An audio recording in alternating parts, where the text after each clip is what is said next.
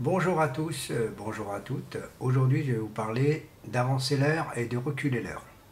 Donc, vous savez, quand on est en hiver, on avance l'heure.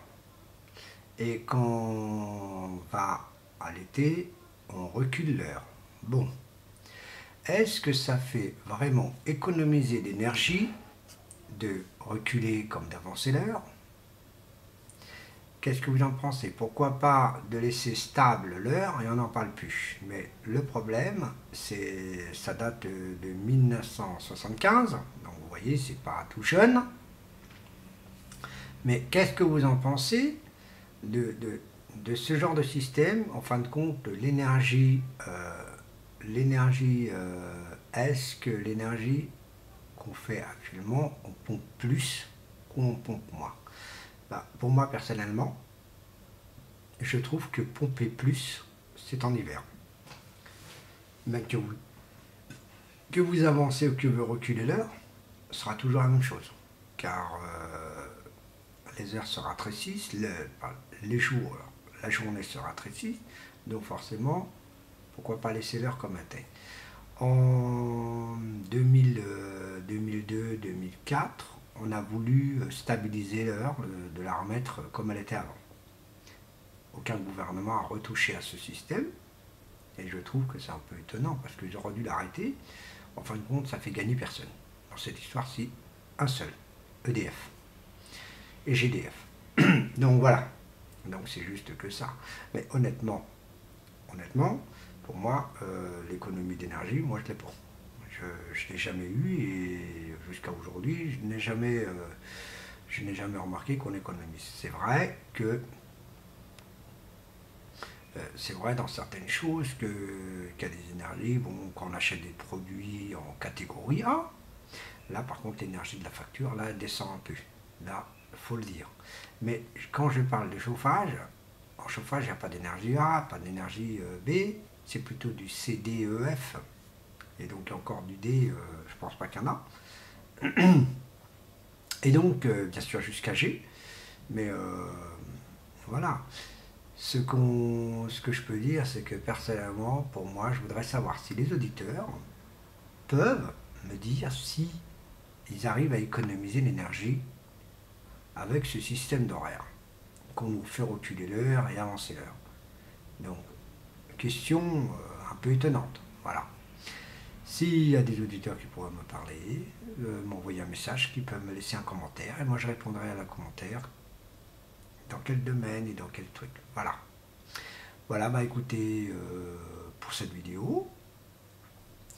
Et bien sûr, désolé, je suis un peu moins connecté. Donc aujourd'hui, j'en fais encore une. Hein, j'ai un petit truc, j'ai une petite chose à faire, c'est que actuellement, j'essaie de travailler sur sur ma table de mixage, hein, pour essayer de bien la connaître, beaucoup bien. Et je viens d'apercevoir qu'elle est très bien dans le sens, car elle a je peux mettre deux amplis, donc très bien. Moi je trouve que c'est franchement un truc magnifique. Voilà ce que je peux dire. Donc pour celui qui a deux enceintes amplifiées, là il peut utiliser deux enceintes amplifiées parce que ce sera deux amplis, comme si il y avait deux amplis. Moi, je tourne avec un ampli et je m'en contente de mon ampli. Je suis même très content de l'avoir. Les enceintes que j'ai, c'est pas trop mon dada. Ces enceintes, d'habitude j'avais du Boost. Aujourd'hui ça s'appelle Cool. Donc je faisais du 250 watts. Je trouve que les 250 watts que j'avais avaient quelque chose dans le ventre. Celles-ci, elles sont très bien, mais un peu légères. Et bien sûr, on va pas comparer de la sono professionnelle à une sono mytho. On va dire ça comme ça. C'est des enceintes de marque qui appartient à Boulanger. Donc c'est un partenaire de Boulanger qui faisait ça. Et voilà, c'était dans un box. Donc avec une petite table de mixage de merde, on va dire franchement, avec un amplificateur de 2x80 watts. Vous voyez, hein. Et bien sûr les enceintes qui font 200 watts. Donc il faut avoir 100 watts de marge pour suivre l'amplificateur. Et donc il faut être franchement être honnête là-dessus. Voilà ce que je peux dire aujourd'hui, hein. Donc vous inquiétez pas, je suis toujours là, mais sauf un peu moins disponible. Par contre, bientôt je vais commencer à mettre les vidéos sur musique. Donc en fin de compte, je me suis trompé, hein, c'est musique en français. C'est écrit musique en français, M-U-S-I-Q-U-E. Voilà. Donc je me suis trompé, donc je suis désolé.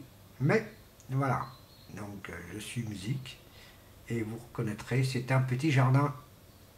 Donc j'ai moi, et bien sûr, une musio musicale que je n'utilise pas beaucoup car je ne fais plus ce genre de trucs. Par contre, moi-même, maintenant, je balance mes propres vidéos. Je vous remercie beaucoup et surtout bonne continuation. À la prochaine vidéo. Au revoir.